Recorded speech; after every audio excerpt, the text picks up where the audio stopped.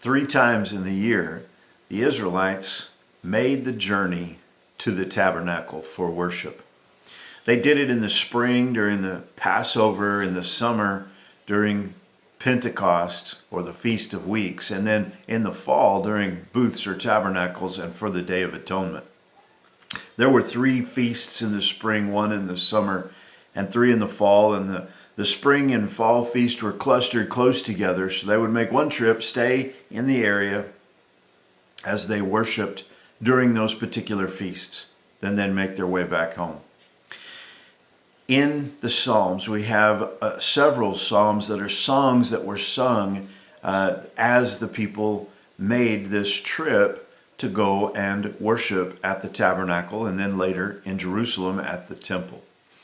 And as we read this morning, I want you just to think about this journey being made. Wherever it is that you live in the land, it's now time to go to the tabernacle, to bring an offering, to offer it to the Lord there, and to worship together with all of God's people.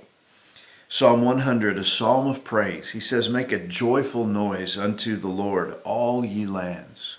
Serve the Lord with gladness. Come before his presence with singing." And so this is what the whole attitude of the journey was to be. Joyful and with gladness and with singing. Not just singing once they got there, but singing as they went. They had been blessed by God. God had given them the increase of the land, and now they had the privilege of bringing a portion of that to bring an offer before the Lord. They had the blessing of the land. The rains had fallen, their cows had calved, their ewes had lambed, and now they could bring some of that God had blessed them with and offer it there as an offering to the Lord. He goes on and says, "Know ye that the Lord, he is God. It is he that hath made us, and not we ourselves. We are his people, and the sheep of his pasture." One of the realizations for the worshiper was the fact that they were going to worship the Creator, the one who had made the earth, the seas, the heavens, and all that in them is. And so he says, "Enter into his gates with thanksgiving, and into his courts with praise.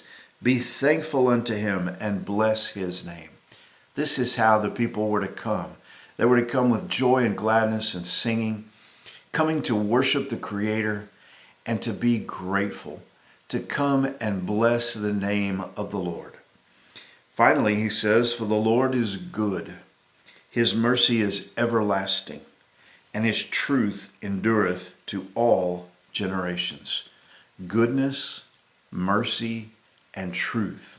These are the attributes of God that the psalm draws out as you and I consider what it would have been like. I want to encourage you this morning and submit to you that that's how we all ought to worship. When it's time to gather together with the church, we ought to do it with joy, with gladness. We ought to come together with singing praise to the God who is the Creator. And to recognize that we need to be grateful. Every gift we have is a gift from him. He is the giver. We are the recipients. We ought to come together and realize that the Lord is good, merciful, and gather around his truth. When you go and you worship at church, and you open your Bible and read of Jesus, you are reading of the way, the truth, and the life. And I just want to encourage you this morning. This psalm is a great reminder of the attitude that you and I ought to have when we gather together with God's people to worship and serve our Creator and our Redeemer. I hope that you know Jesus, and I hope that you serve him with gladness and with joy in your heart. God bless you. Have a great day.